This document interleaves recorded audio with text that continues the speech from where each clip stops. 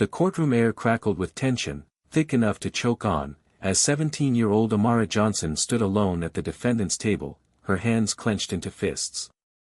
The judge's laughter, sharp, mocking, and cruel, cut through the silence like a blade, echoing off the oak-paneled walls. Every eye in the room burned into her, but Amara refused to flinch, her gaze locked on the man who thought he could break her with a chuckle.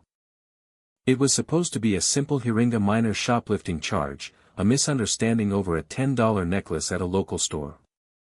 But in this small, predominantly white town, Amara's dark skin seemed to carry a heavier sentence than the crime itself. The judge, Harold Grayson, leaned back in his chair, his lips curled into a smirk as he skimmed her file. "Another one of these cases," he said, his voice dripping with condescension, loud enough for the packed courtroom to hear. The crowd murmured, some nodding in agreement, others shifting uncomfortably. Amara's heart pounded, but she straightened her spine, her mother's words ringing in her ears, "Never let them see you shrink." The prosecutor, a wiry man named Paul Whitaker, seized the moment, pacing before the bench with a theatrical flair. "Your Honor, this defendant has shown no remorse," he declared, gesturing at Amara as if she were a specimen under glass. "She's a repeat offender, a troublemaker who thinks she's above the law."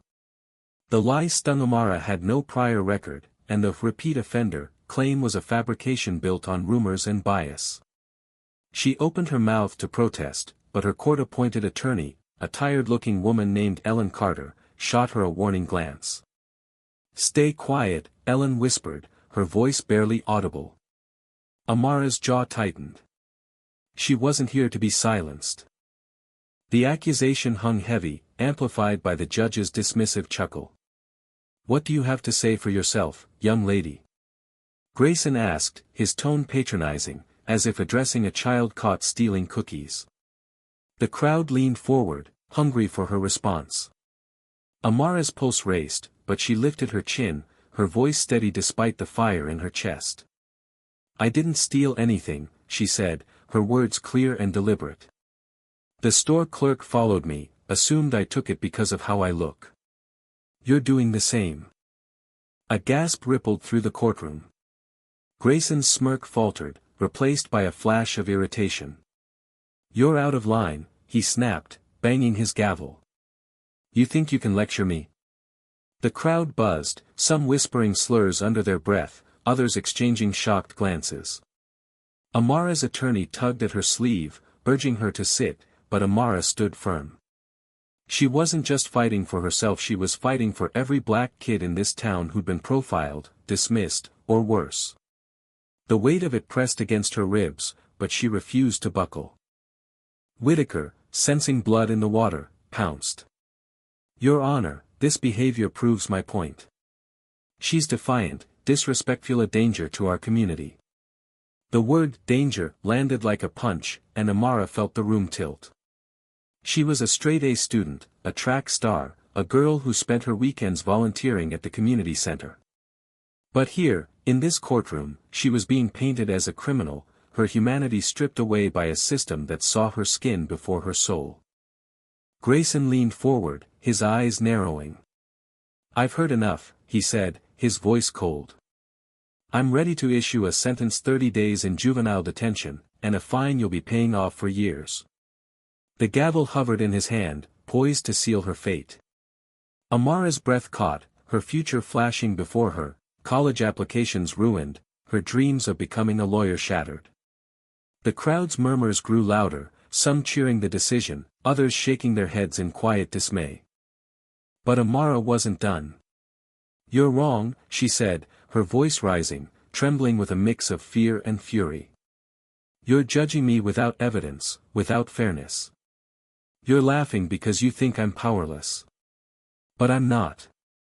The room fell silent, every eye locked on her.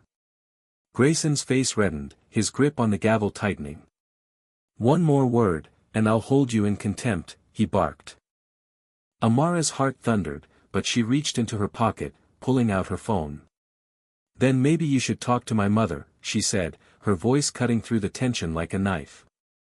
The crowd exchanged confused glances. Grayson scoffed, waving a hand dismissively. "Your mother.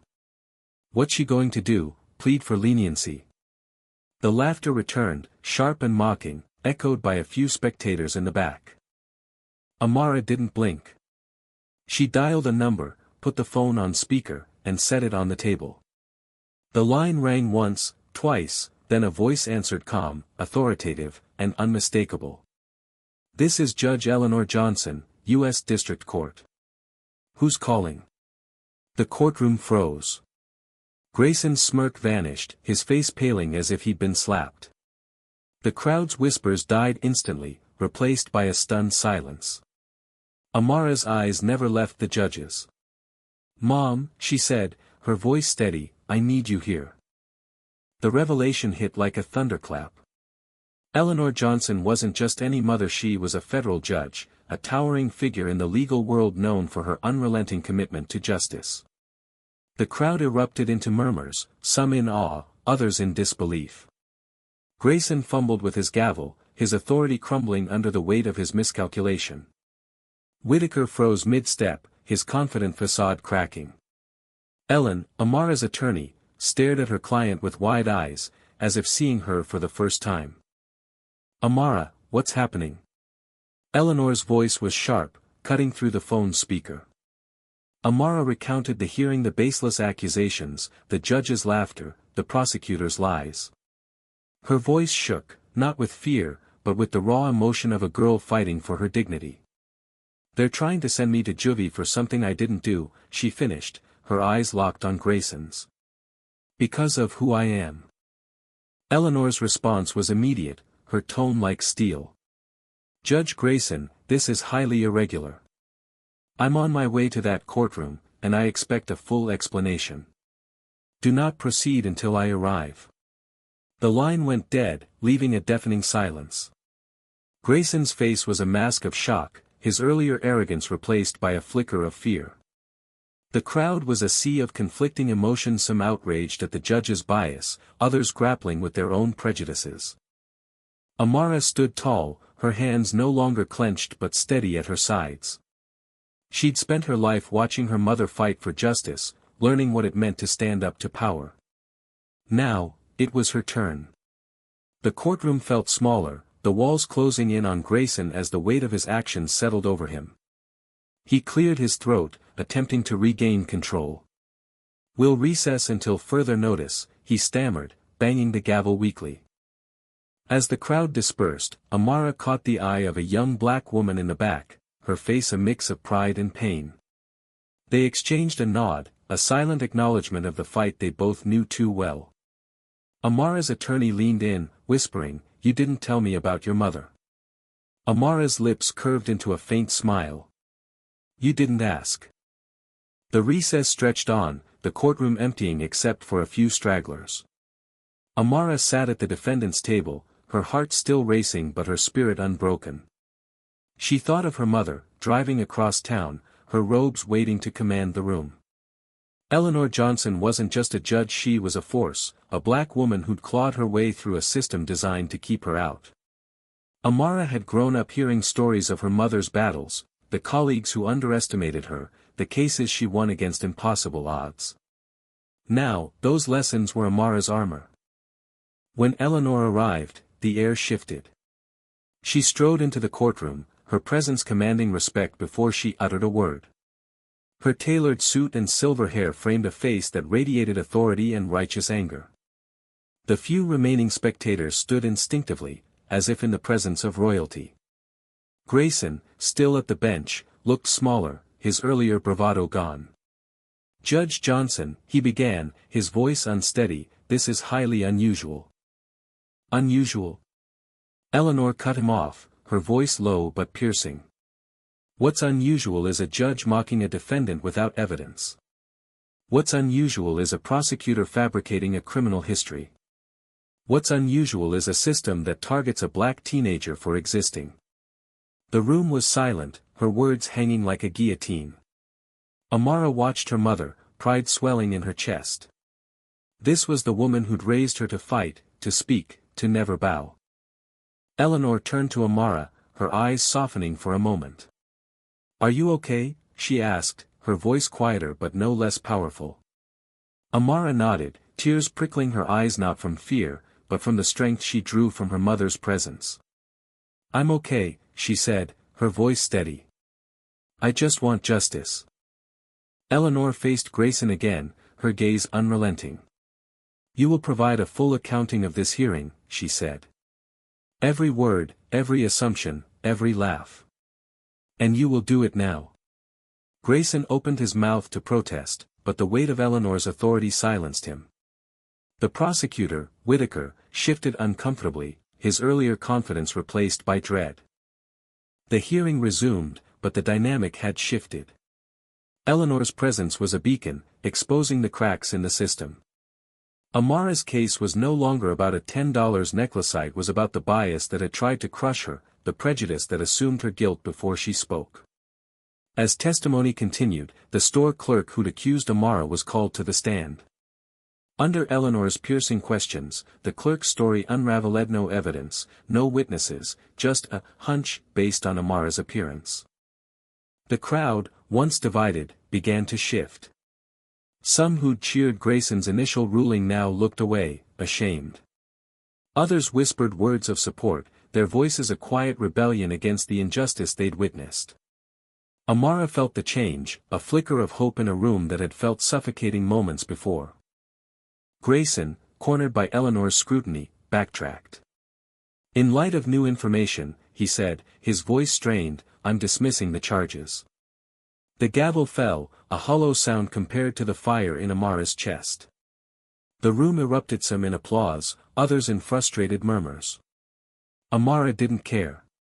She'd won, not just for herself, but for every kid who'd faced a gavel wielded by prejudice. As the courtroom cleared, Eleanor pulled Amara into a hug. "You were brave," she whispered. "Braver than I was at your age." Amara smiled, her mother's words a balm to the wounds of the day.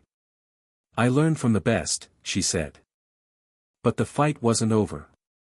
Amara knew this victory was one battle in a larger war against a system that judged her before it knew her.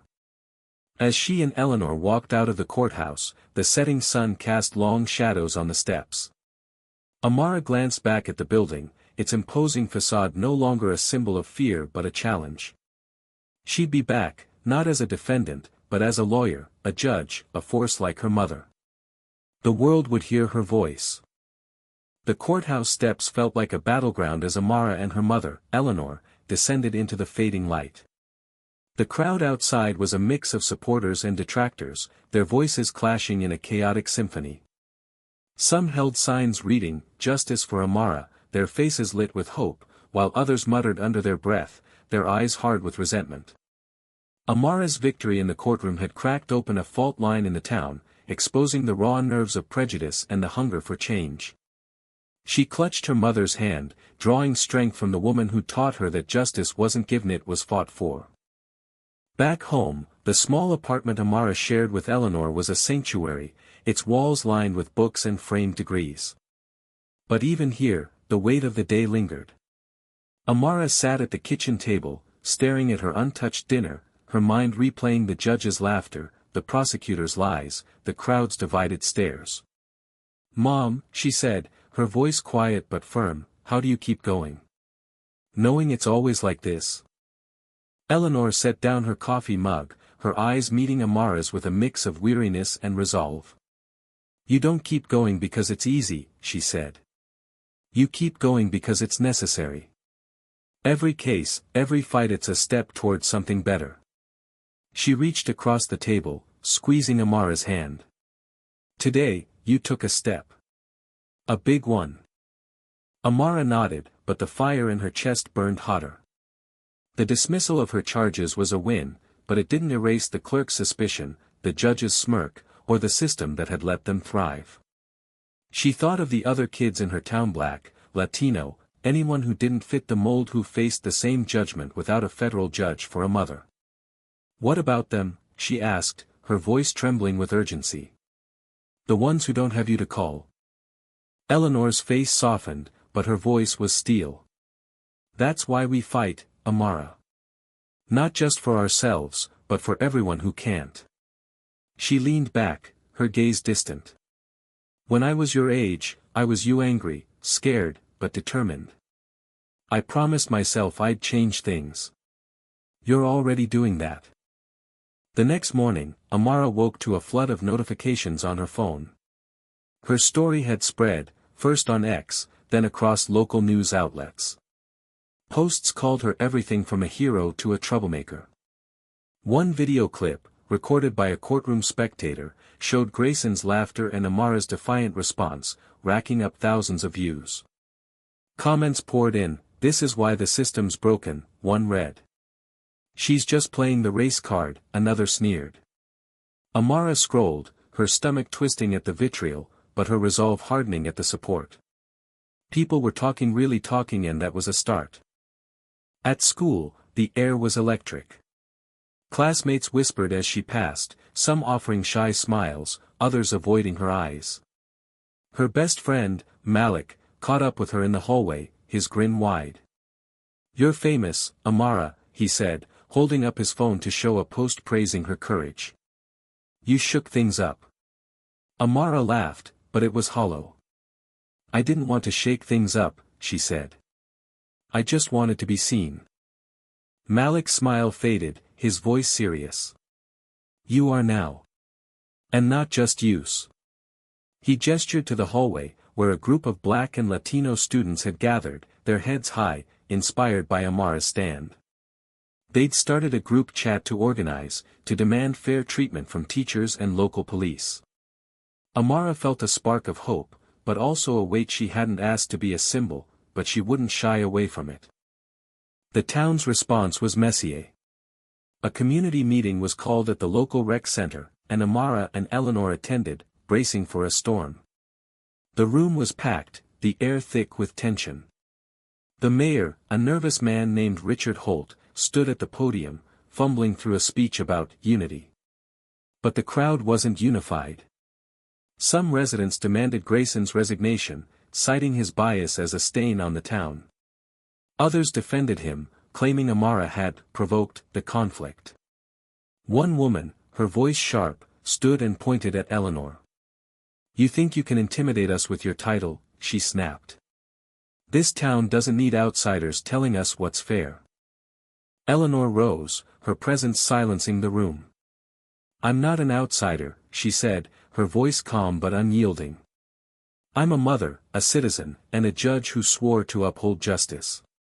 What happened to my daughter wasn't justicide, it was prejudice. And if you think that's defensible, you're part of the problem." The room erupted, some clapping, others shouting. Amara watched, her heart pounding, as her mother stood like a lighthouse in a storm. The meeting stretched on, voices clashing over race, fairness, and the law. Amara took the microphone, her hand steady despite the eyes boring into her. "I'm not here to divide anyone," she said, her voice carrying a quiet power. "I'm here because I was judged before I could speak. That's not just my story, it's too many people's story. We deserve better." The room fell silent, her words sinking in. Some nodded, others looked away, but Amara felt the shift. She'd planted a seed. In the weeks that followed, the town grappled with its reflection. Grayson faced an ethics review, his career teetering under public scrutiny. The store clerk who'd accused Amara issued a public apology, admitting her mistake was rooted in bias. It wasn't enough, but it was a start. Amara, meanwhile, threw herself into advocacy. She joined the student group Malik had helped form, organizing forums to discuss racial profiling and systemic bias. They partnered with local activists, their voices growing louder, their demands clearer: accountability, transparency, change. Eleanor guided Amara, sharing her own experiences, cases she'd fought, biases she'd faced, victories she'd won. "You're not just fighting for now," she told Amara one evening, as they sat on their porch, the stars bright above. "You're fighting for the future. For the kids who'll come after you." Amara nodded, her dream of becoming a lawyer sharper than ever. She saw herself in a courtroom, not as a defendant, but as a voice for those who'd been silenced. The town didn't transform overnight. Tensions lingered, and some residents clung to their prejudices like life rafts. But cracks of change appeared. Teachers attended bias training, the police chief met with community leaders, and the local paper ran a series on racial justice, featuring Amara's story. She became a reluctant symbol, her face on flyers, her words quoted in debates. It was heavy, but she carried it, knowing her mother had carried worse. 1 year later, Amara stood at a podium in the same rec center, addressing a crowd gathered for a youth-led justice rally. Her voice was stronger now, seasoned by months of speaking out. "We're not here to tear things down," she said, her eyes sweeping the room. "We're here to build something better, a place where no one's judged by their skin, only their actions." The crowd cheered, a mix of young and old, black and white, united by a shared hope. As she stepped down, Malik handed her a letter. It was from the store clerk, now working at a different shop, detailing how Amara's case had forced her to confront her own biases. "I'm sorry," it read, "and I'm trying to do better." Amara folded it carefully, her heart lighter. It wasn't forgiveness, she wasn't there yet, but it was progress. That night, Amara and Eleanor sat at their kitchen table, planning Amara's college applications. Harvard, Yale, Howard, each name carried a dream. "You're going to change the world," Eleanor said, her voice thick with pride. Amara smiled, her eyes bright. "We already are," she replied. The story of Amara Johnson didn't end in that courtroom, nor did it end with a rally or a letter. It lived on in every conversation it sparked, every mind it opened, every heart it challenged. Her fight was a ripple, spreading far beyond her small town, touching lives she'd never meet. What do you think? Where does justice begin, and how do we heal a divided community?